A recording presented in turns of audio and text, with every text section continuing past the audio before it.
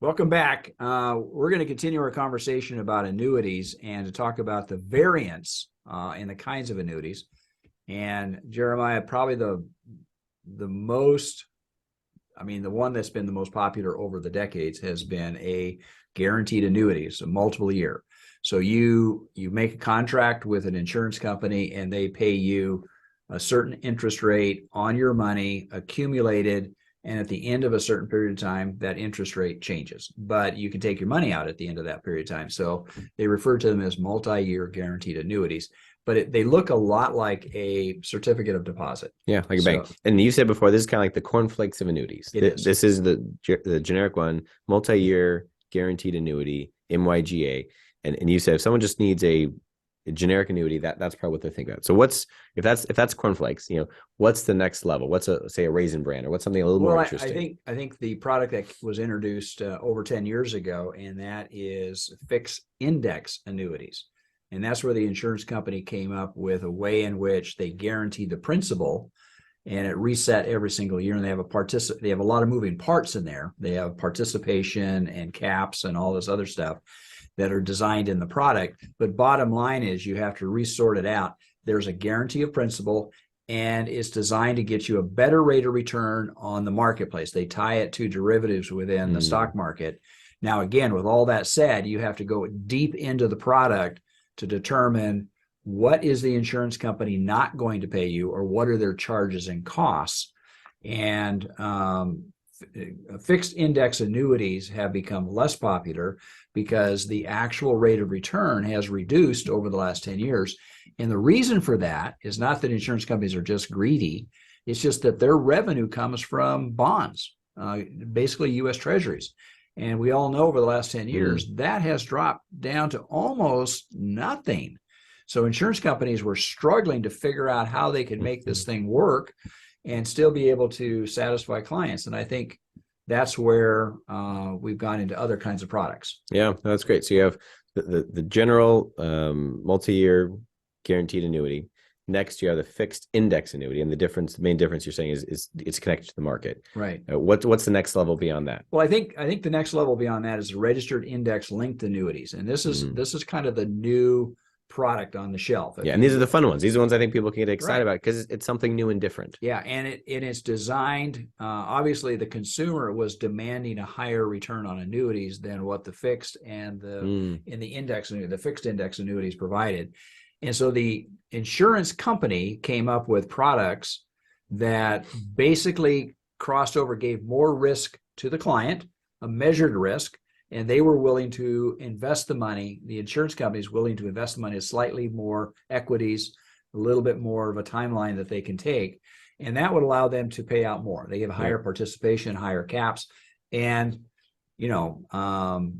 they have accomplished, I think, what they set out to do. Yep. And I think these, sitting from an individual who's looking at the market saying, I want to invest, I see the market's going up, but I'm not willing to take some of these hits.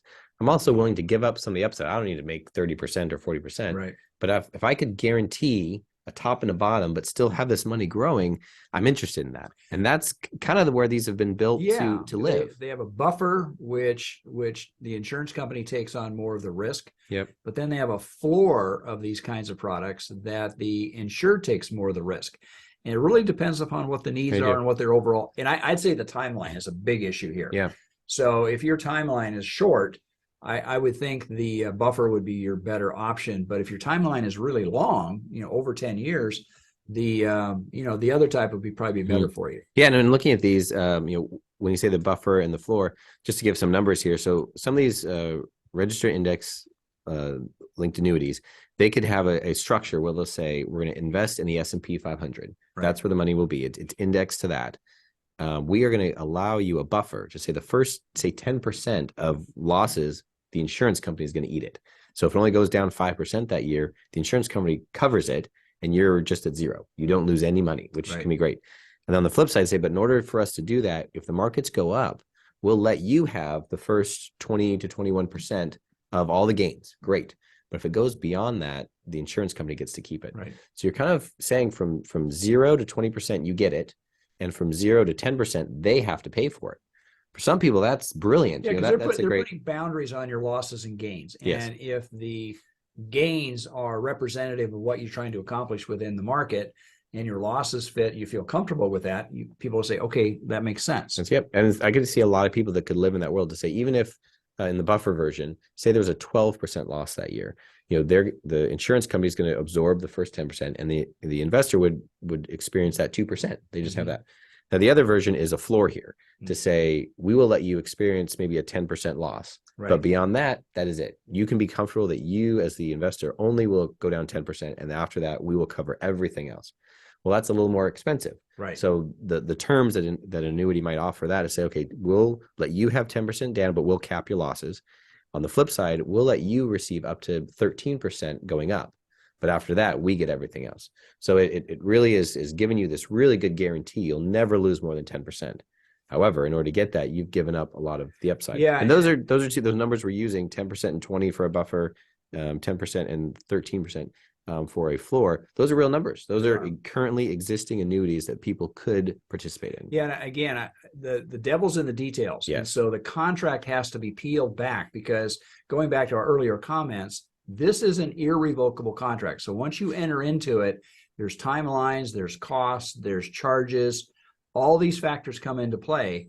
And what I find is that most clients, when they pull out an annuity, when we're gaining a new client, oh yeah, I've got this annuity that I bought 10 years ago. They don't have any idea of what that annuity contains, what its downside or what its upside is. We have to go through and kind of peel that back, and we can. The insurance companies are very transparent. We can get all the information we need, but it's really important to know what that is before you start going forward. And what the job that annuity is supposed to do. I mean, similar to insurance, annuities are similar in my mind that if it has a job to do and it's doing it, it's a great asset. It's a great tool. If it's just something you've picked up, I mean, people don't need a torque wrench if they're working on a gate or something like that. You know, there's things you just don't need sometimes. And at times people have annuities that they just don't need. So now let's get to this is where it can get very complex. We've talked about the kind of the cornflakes is kind of the regular annuity. The Raisin Bran might be an indexed or a variable annuity. Right. The new exciting thing is kind of these registered index linked annuities. Well, with all of those, you can add on what's called riders. You can add on special bells and whistles that might fit your life. Yeah, I mean, you could do a long-term care rider. And so long-term care, we talked about before, long-term care insurance is expensive to get, very difficult to get at times. But in some of these insurance products, we've had a few that we've actually had clients not cancel it just because of the long-term care rider. Right. So it basically says in the midst of this, if you have to go into long-term care, this annuity will start paying out some level of coverage, and some of them are very rich. Like they provide some fabulous coverage that you couldn't buy at the marketplace today. Yeah, I mean, there's some riders I look at, and I've actually called the company on some of the long-term care riders and benefits. I said, do you actually have you ever paid anything out on these? And they kind of turn me and kind of look at me a little bit and go, actually, we haven't. So putting them into the contract makes the annuitant feel good about it, the investor. But the probability of the insurance company would pay it out. Now, life insurance is a whole nother rider. So if you put a life insurance, some insureds want to have a life insurance to pay the income tax. Because remember, annuities, all of the gain, if you're outside of a retirement account, is subject to income tax. Yeah. And some investors are saying, well, I don't want my family to deal with this massive income tax 20, 30 years from now. So they put a life insurance rider on there to pay for that. So that's another rider. Yeah, they say if I use it during my lifetime, fine. But if I die, I don't want these taxes to pass on. Correct. I want this to all be covered. Because life insurance, just remember, life insurance is tax-free. Typically, there's some cases that it's taxable, but generally it's tax-free. So the IRS doesn't tax it, but it's a way in which to cover the potential tax. But those are riders. Those are riders, yeah. And they can be expensive. Yeah, another one and that's a good comment, that riders you have to pay for, either upfront or as part of the contract. Another one you've mentioned is kind of when you get the money out, whether it's a single life or a joint life, or who gets what payments. There's all sorts of riders that relate to that, right? To allow people to have a custom fit for what makes sense for their life. Any of the writers that you like or that you there's in the limited time that we have in the program today, there is a host of things we talk about. We haven't really touched upon variable annuities and the differences between various companies and the costs and the fees and all the other things. So again, I would suggest that if a listener is interested in an annuity, that they would call us. That first of all, we do an evaluation, because we can go through a myriad of different products and companies to come up with the right kind of annuity for you that is not overly burdensome, and it kind of fits with your categories. Yep. If you missed any part of this episode, you can find us on our website, which is retirementunlimited.com, or you can find us on YouTube. Till next week, folks, may you grow in wisdom and knowledge. Thank you for listening.